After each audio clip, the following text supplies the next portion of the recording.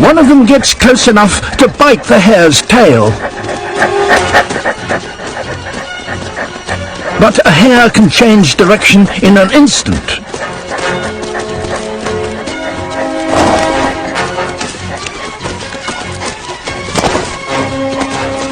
If it can continue to sidestep and jink, it may ultimately outlast them.